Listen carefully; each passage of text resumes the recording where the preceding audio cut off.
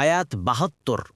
إنا عرضنا الأمانة على السماوات والأرض والجبال فأبين أن يحملنها وأشفقن منها وحملها الإنسان إنه كان ظلوما جهولا অনুবাদ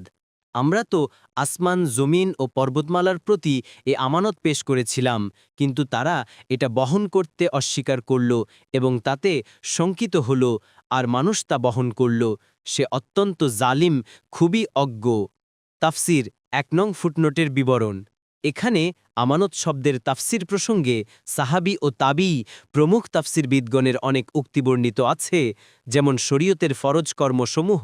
লজ্জাস্থানের হেফাজত ধন সম্পদের আমানত অপবিত্রতার গোসাল সালাত জাকাত সওম হজ ইত্যাদি এ কারণেই অধিকাংশ তাফসিরবিদ বলেন যে দিনের যাবতীয় কর্তব্য ও কর্ম এই আমানতের অন্তর্ভুক্ত শরীয়তের যাবতীয় আদেশ নিষেধের সমষ্টি আমানত আমানতের উদ্দেশ্য হচ্ছে শরীয়তের বিধানাবলী দ্বারা আদিষ্ট হওয়া যেগুলো পুরোপুরি পালন করলে জান্নাতের চিরস্থায়ী নেয়ামত এবং বিরোধিতা অথবা ত্রুটি করলে জাহান্নামের আযাব প্রতিশ্রুত কেউ কেউ বলেন যে আমানতের উদ্দেশ্য আল্লাহর বিধানাবলীর ভার বহনের যোগ্যতা ও প্রতিভা যা বিশেষ স্তরের জ্ঞান বুদ্ধি ও চেতনার উপর নির্ভরশীল উন্নতি এবং আল্লাহর প্রতিনিধিত্বের ক্ষমতা এই বিশেষ যোগ্যতার উপর নির্ভরশীল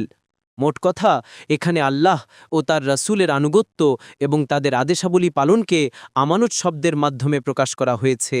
এই আমানত কতটা গুরুত্বপূর্ণ ও দুর্বহ সে ধারণা দিবার জন্যে আল্লাহ বলেন আকাশ ও পৃথিবী তার সমস্ত শ্রেষ্ঠত্ব এবং পাহাড় তার বিশাল ও বিপুলায়তন দেহাবয়ব ও গভীরতা সত্ত্বেও তা বহন করার শক্তি ও হিম্মত রাখত না কিন্তু দুর্বল দেহাবয়বের অধিকারী মানুষ নিজের ক্ষুদ্রতম প্রাণের উপর এ ভারী বোঝা উঠিয়ে নিয়েছে